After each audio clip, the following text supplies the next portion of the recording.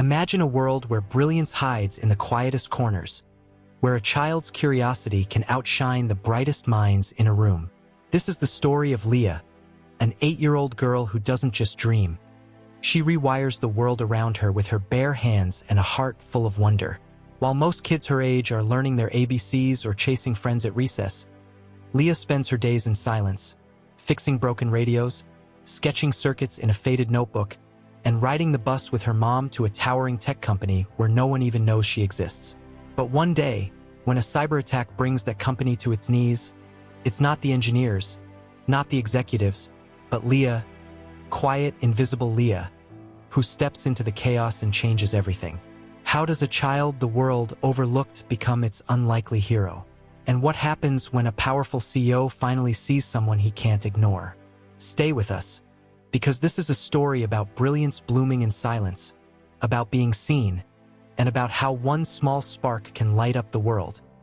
Leah always walked exactly 6 steps behind her mom, not because anyone told her to, but because she loved watching how her mother moved through spaces that didn't belong to her. Her mom, Maria, was a cleaner at Virion Technologies, a gleaming fortress of glass and steel where the future was built in lines of code and polished boardrooms. Maria never rushed, never looked up, never tried to act like she belonged in those marble corridors. She was invisible on purpose, and Leah had learned early that invisibility could be its own kind of power, especially in a place like this where kids like her weren't supposed to be. Clutching her frayed backpack, Leah was careful not to let the broken zipper snag on her oversized hoodie. Inside that bag were her treasures. A cracked USB drive she couldn't bear to throw away, a broken digital watch that ticked in her dreams, and a notebook filled with sketches of circuits and imaginary code. Every evening, when Maria's shift began, they'd slip through the employee side entrance at Virion. The security guard never glanced at Leah. He'd mutter a number, 39, and Maria would nod. Same floor, same shift, same routine. Leah never asked questions.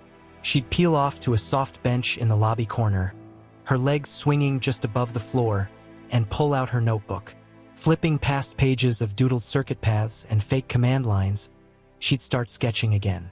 This was her favorite time of day, when the world faded away, and she could pretend she belonged here, too. On this particular evening, Leah was deep in her own world, designing a pretend motherboard that could talk to phones through the air. Her pencil danced across the page, following the logic in her head. She barely noticed the sharp click of heels, the impatient murmurs of late meetings, or the snap of tablet cases opening and closing. All that mattered was the idea taking shape, a device that didn't need wires, one that could understand broken signals. She'd seen something like it once, on a YouTube channel she wasn't supposed to watch, and though the details were fuzzy, the concept had stuck with her like a song she couldn't stop humming. She began drawing not just the board but its imagined code, symbols only she understood, letters and numbers weaving together like a secret alphabet. Then it happened. A flicker. The overhead lights dimmed. Leah paused, blinking. Every screen in the lobby went black, like a chorus of eyes closing at once. She sat very still. Around her, murmurs turned to voices, voices to shouts. Phones came out. Someone cursed. One word cut through the noise. Breach! The air shifted, heavy with tension. A man near the reception desk slammed his tablet down, barking into his earpiece. What do you mean we're locked out? A woman in a sharp suit sprinted across the lobby, muttering about a remote command failsafe. Leah didn't know her job title, but her voice carried the kind of certainty that made others follow. The polished, perfect building was unraveling, and Leah watched, silent and wide-eyed, taking it all in. She didn't move. She knew better. The moment you got noticed, people remembered to tell you to leave. So she stayed on her bench, absorbing everything. A cluster of men by the elevators were already blaming each other. One mentioned a kernel override. Another whispered, malware vector. Leah's ears perked up. Malware. She'd read about it, seen simulations on demo systems late at night when she wasn't supposed to be online. She didn't fully understand the company's infrastructure, but the panic in their voices told her more than their words. They were flailing, grasping at fixes that weren't working. A young man with spiky hair, and a blazer 2 sizes too big paced near the window, muttering into his phone. He's going to kill us. This is the biggest client presentation of the year. We're dead. Leah scribbled client presentation next to her sketch. Felt important, like a puzzle piece. This wasn't just a crash, it was targeted. She listened closer. The receptionist said someone had tried rebooting the local servers. No change. Another man said they'd tried pinging external DNS. Still locked. Leah tapped her pencil against her notebook. These people, with their fancy suits and badges, didn't know where the failure started. They were trying the usual doors, finding them locked and panicking. Leah didn't speak, but she flipped to a fresh page and started jotting down what she'd do.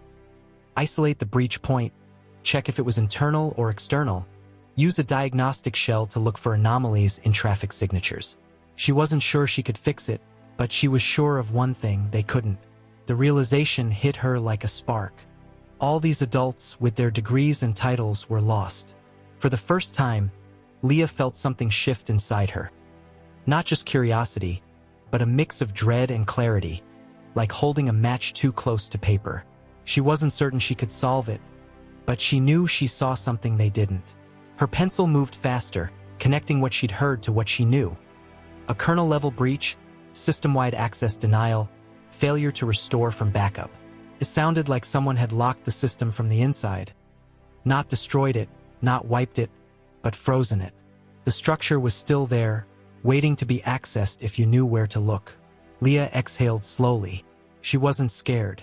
She felt the same thrill she got when she pried open an old desktop tower her neighbor had thrown away. Everyone called it junk, but she'd found its heart still beating. All it took was a screwdriver, a little time, and no one watching over her shoulder. As chaos unfolded, Leah felt it. I know what this is. She'd never seen so many important people look so utterly lost. In a glass-walled room near the central stairwell, suits and hoodies mixed in a frenzy. Phones were glued to ears, screens flashed crimson warnings, and one display showed a global map, red ink spreading through every node like a heartbeat gone wrong. Leah inched closer, her sneakers silent against the tile, hugging her notebook like a shield. She didn't want to be seen, but she couldn't look away. A heavy-set man banged his fist on the table. "This can't be internal," he barked. "We triple firewalled this entry point after Zurich." A woman beside him countered. "Then it's a ghost protocol. It's mimicking normal user behavior. Too clean to be brute force." Leah didn't know every term, but she knew they were asking the wrong questions. The air wasn't just tense, it was electric with fear. Someone attempted a manual override, fingers flying across a keyboard, only to hit a wall of rejection codes. "Blocked again," he muttered. "Level 4 encryption loop. Who the hell builds this stuff?" Another voice snapped. "Someone who really wants us offline."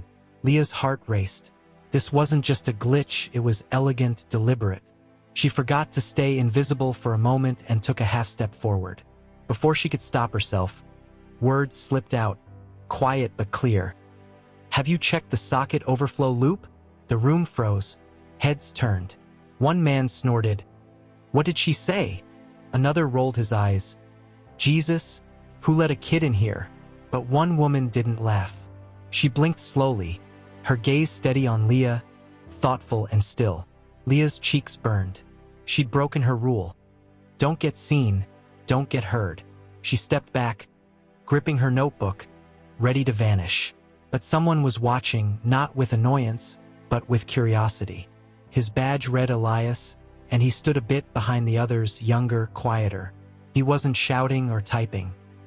He was studying her. His head tilted like he was turning her words over in his mind.